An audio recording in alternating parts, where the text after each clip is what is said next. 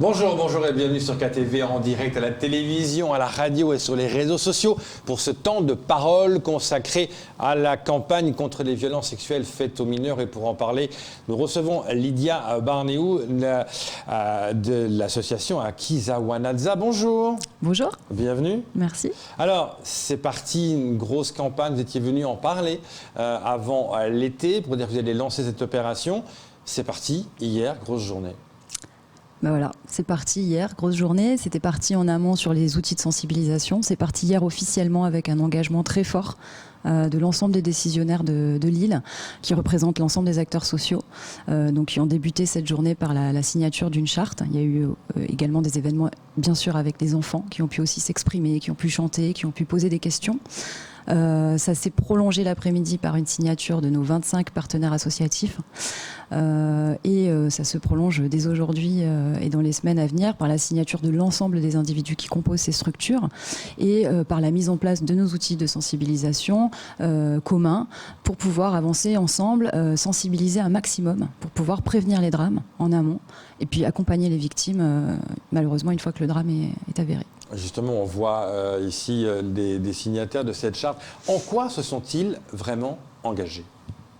Alors, cette charte, c'est un engagement à agir. C'est un engagement d'abord personnel, à réagir ensuite, puisque quand on est confronté à des situations donc, qui font état d'atteinte ou d'agression sexuelle ou de viol, d'y réagir, de savoir comment réagir, de savoir comment sensibiliser un maximum petits et grands sur ce sujet. Et puis, un dernier volet important, de pouvoir lutter en fait contre ces violences. Et pour lutter, il faut plus qu'agir et réagir. Il faut vraiment pointer du doigt les obstacles qui peuvent être présents et s'engager vraiment à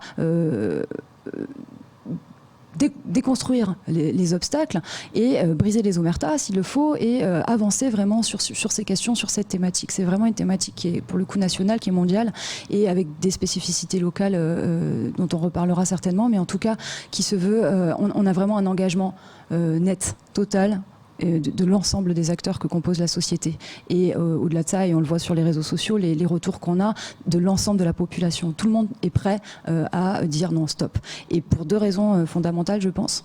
C'est qu'en fait, ces atteintes ou ces agressions sexuelles contreviennent en fait à deux lois entre guillemets, c'est-à-dire sur le plan local contrevient donc à une loi culturelle religieuse très forte et sur le plan républicain national également. Donc on a deux raisons vraiment tous ensemble de s'emparer de cette thématique. Tout le monde l'a dit. Tout le monde l'a dit. On va briser cette culture du silence. La honte et la peur vont changer de camp. Justement, briser l'omerta, les mots sont forts. C'était les mots du préfet hier. Exactement, il l'a répété à plusieurs reprises, il n'est pas le seul et on le remercie d'ailleurs pour ces mots puisqu'il a évoqué d'ailleurs que les victimes de ces agressions étaient finalement les seules victimes qui en plus se sentaient coupables et les auteurs en fait qui se sentaient innocents ou en tout cas impunis et donc ça effectivement ça doit changer, c'est une aberration, il l'a répété, ça doit changer et on en est tous conscients et l'engagement fort des institutions, les discours qui ont été prononcés vont vraiment dans ce sens et on y croit sincèrement. Ok, mais comment libérer la parole? Parce que c'est ça aussi le problème, c'est que briser l'omerta, ok, mais comment libérer la parole? Comment aider les personnes qui ont été victimes de ça, de parler? Parce qu'on sait que c'est là le problème, c'est qu'elles ne parlent pas, elles restent sous silence. Mais la première étape, c'est la confiance en fait. Elles ne parlent pas pourquoi en fait? Parce qu'elles n'ont pas confiance, parce qu'elles ont peur que ça leur retombe dessus, parce qu'elles ont peur effectivement de ce rejet qui va leur être proposé si elles parlent. Si on leur montre, et hier on leur a montré quand même que l'ensemble des institutions, l'ensemble des partenaires associatifs, et on va leur montrer que derrière, l'ensemble des gens qui composent ces structures sont là pour les entendre, pour les croire, pour les soutenir. Donc, ces gens-là, ils ont vu, ils vont voir ces images, ils vont voir la campagne qu'on va mener pendant 2 mois, qu'on a déjà entamée depuis avril, et ça va, on l'espère, les encourager à se dire, ok, en fait, je peux maintenant en parler. Mais c'est très net, dans les groupes de parole qu'on a menés, c'est très net. Si on l'ouvre cet espace, on a déjà quantité de témoignages par le questionnaire en ligne et chaque action qu'on a menée nous a prouvé que ces personnes victimes attendaient aussi peut-être que l'assentiment de l'ensemble de la société, de leur dire mais parlez, on va vous écouter, on va vous soutenir, on va vous accompagner. Justement, on va parler de ce questionnaire. Je crois que vous parlez de la campagne qui commence, il y a des clips qui sont prévus. On va déjà regarder un premier clip de cette fameuse campagne. Regardez plutôt. ulimwengu pia usandiso umaizi volevole mrandrio wastandwa za peu zanguni zipara na watu maori wajau riswandiso marwa hamuhirio waishama ya haki za wanata na lkungumanyula lasidi shengini ya zizama na sirikali bole zina haja leo zifanye hazivu moja julal suala lini pia zostekeleza ushauku wa uzunguha na utianziani zombo za wanakinyume na stendwa za peu ziparao wanata watetika wabali faransa ni mnofu watu sabwini harmwamia zitendwa za peu zini madzaza porzo wapara na babu watia mahakumi ibo wasubutu walagua hunu maore kweli sahe karisina hisabu be tabia maore dezini za babo mana madza harinazi za mambali nambali wanata waswandiso ulagua leo ritia mhono mkataba wangulidza ranguza maza maore na sirikali bole ile rivinge ushahidifu ambariswa na hakweli kinyume na shtendwa za peu za ngoni ziparao wanataka bali ula wana babo risulataji kula mtu aliokamba suala lini limruhusu na jaripare ataripange umoja zombo za wana kinyume na stendwa za nguoni ziparau wana watu kawabadiri basi na mrefu na risubutu rienze majiatu.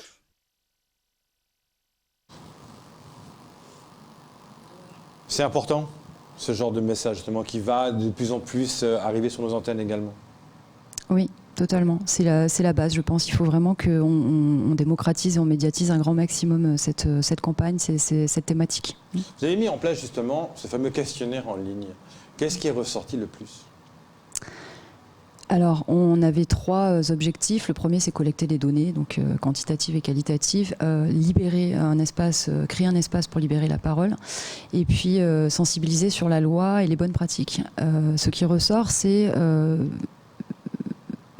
on s'y attendait un petit peu, c'est-à-dire qu'on colle à peu près avec les statistiques de métropole. Alors c'est encore un échantillonnage qui est un peu faible, on va attendre encore les 2 mois de campagne pour qu'il soit rempli massivement, mais on est sur les mêmes ratios, hein, c'est-à-dire en termes de victimes, il y a énormément de victimes déjà, hein, qui évidemment ne le déclarent pas, donc ça pour le coup on en est tous conscients, hein, que les chiffres sont fort sous-estimés, le peu de chiffres qu'on a, que c'est dans le cercle familial, hein, majoritairement que ça se produit, que c'est majoritairement des jeunes filles, mais qu'il ne faut surtout pas oublier les garçons qui ont encore plus de mal à en parler.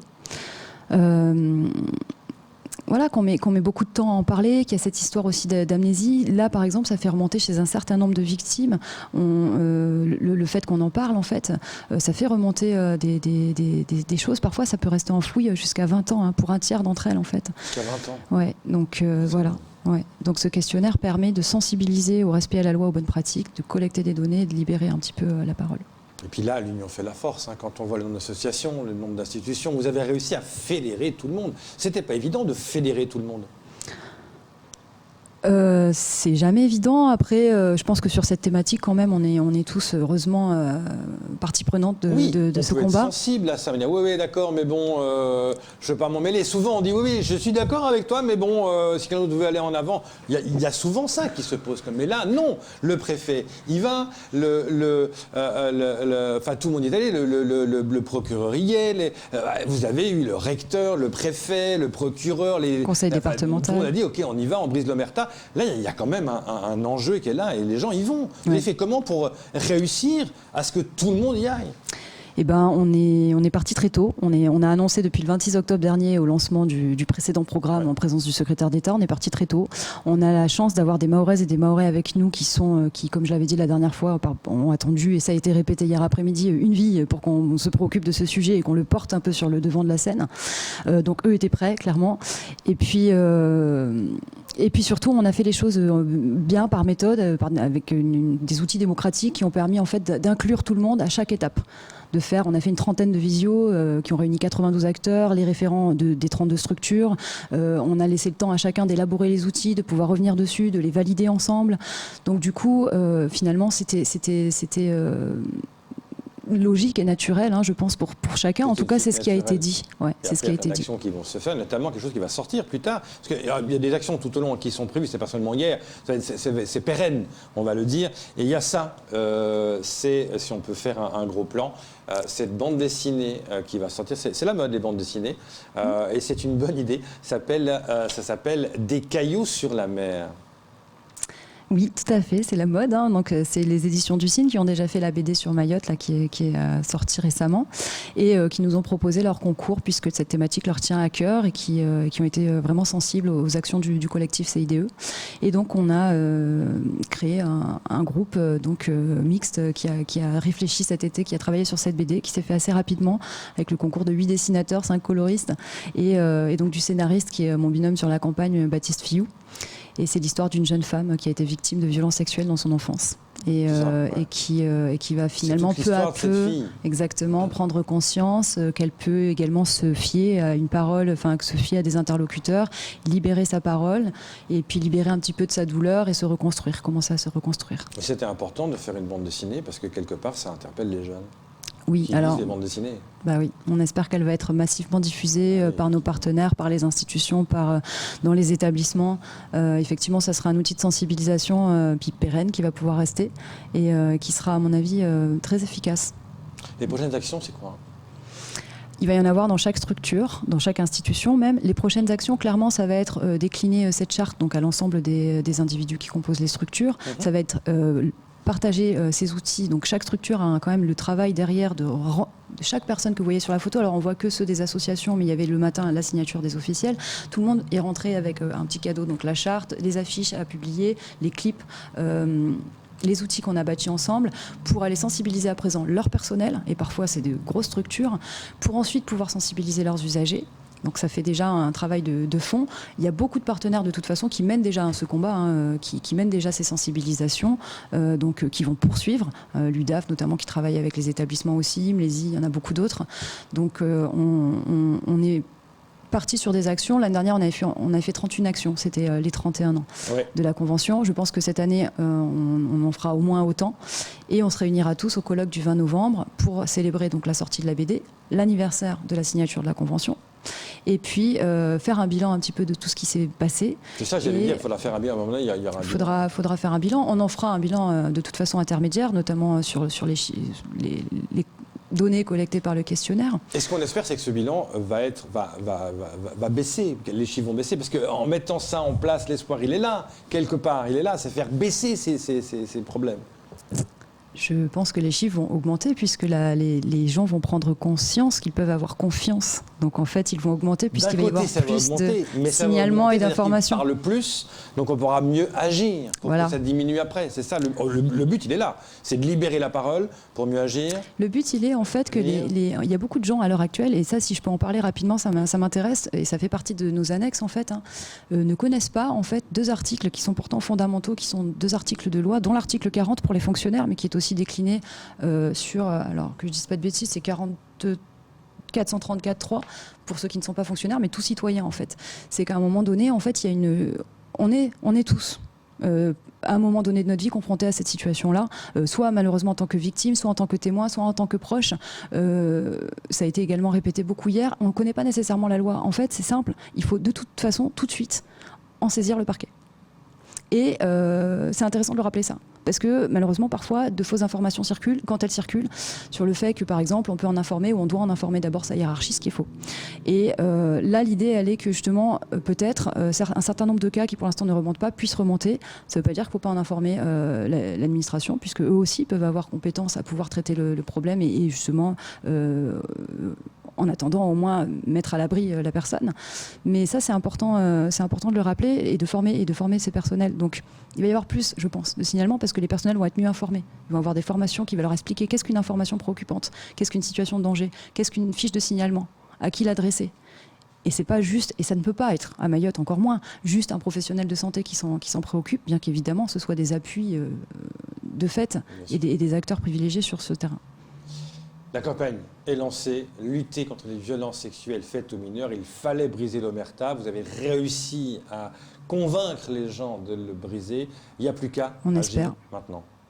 Ouais, merci on espère. Beaucoup d'être merci venu ce matin beaucoup sur ce Léo. plateau. Et on refera le point évidemment souvent et on reparlera de cette BD, croyez-le bien.